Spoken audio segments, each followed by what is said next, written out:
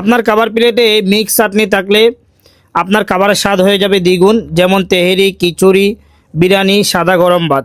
আর আপনি চাইলে এটি ভাত ছাড়া এমনিও খেতে পারবেন। এই মিক্স চাটনি এমনি খেতে অনেক মজা লাগে।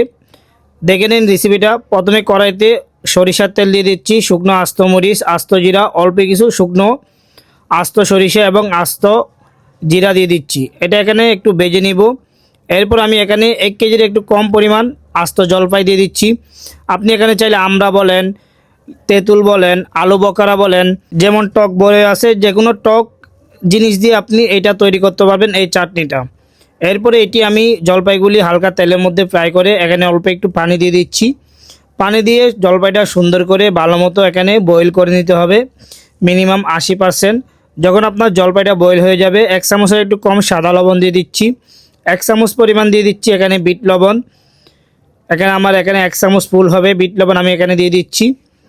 আর কিছু আলু বকরা দিয়ে দিচ্ছি, 10-12 পিস মতো। কিশমিশ দিয়ে দিচ্ছি, দেখেন আমি যে পরিমাণ দিয়ে দিচ্ছি।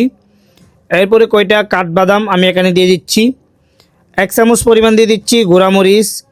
অল্প একটু হলুদের গুঁড়া দিয়ে দিচ্ছি।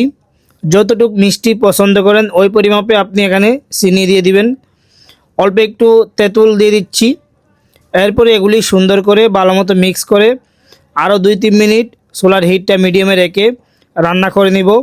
দেখেন সুন্দর করে নাড়াচাড়া করে এভাবে রান্না করে নেবেন।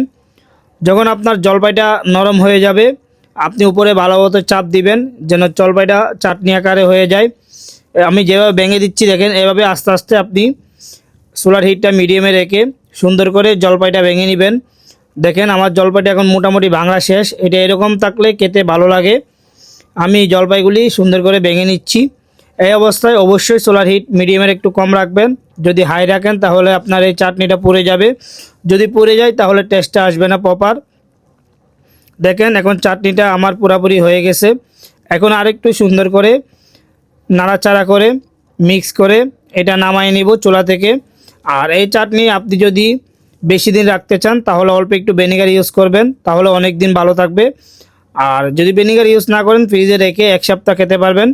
আর এরকম নিত্য নতুন রেসিপি পেতে অবশ্যই আমার পেজটা ফলো দিবেন, ভিডিওটা লাইক কমেন্ট শেয়ার করে দিবেন। আল্লাহ হাফেজ, আসসালামু আলাইকুম।